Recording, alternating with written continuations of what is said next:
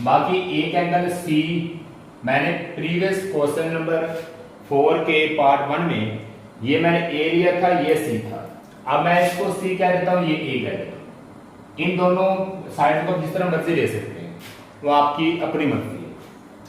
अच्छा, सी किसको रिप्रेजेंट करता है बेटा? गैमा को, ठीक है। और ए किसको करता है? अल्फा को।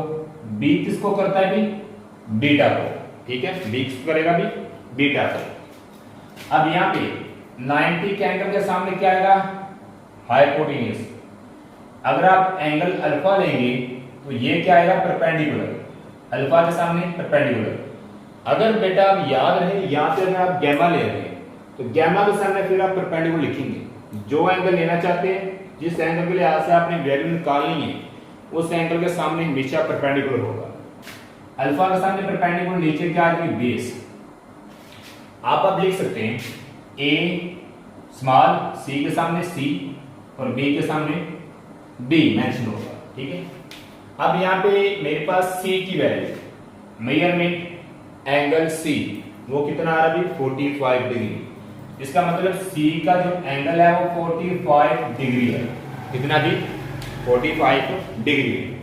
अब आप दो एंगल गिवन है, क्या लगाएंगे? Sum of three angle alpha plus beta plus gamma equal होता है 180 डिग्री के। Alpha plus beta plus gamma is equal to 180 degree. Alpha मेरे पास नहीं है, ऐसे। बीटा कितना भी? 90 डिग्री। गैमा कितना आ रहा है? 45 डिग्री, ठीक है। गैमा कितना आ रहा है? 45।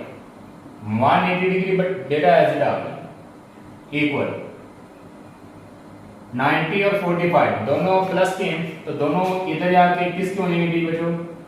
माइनस के हो जाएंगे, ठीक है।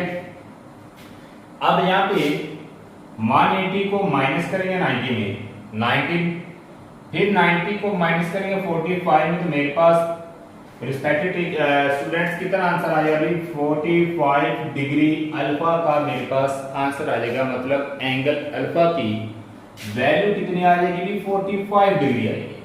कितने आएगी भी? 45 डिग्री। अब यहां पे देखा जाए बेटा, मेरे पास एक साइड मेंशन है, ठीक है बच्चों। एक की जो साइड, जो ए की वैल्यू है वो 8 दी गई है। कितनी दी गई भी? 8। बाकी टू साइड्स आपने फाइंड करनी है, बाकी टू साइड्स आपने फाइंड करनी है। अगर मैं यहां पे साइन लगा लेता हूं, साइन 45 डिग्री या फिर साइन अल्फा, दोनों में से आप एक लिख सकते हैं, क्योंकि अल्फा की वैल्यू 45 है। अगर आप साइन अल्फा लगा रहे हैं, इक्वल आएगा परपेंडिकुलर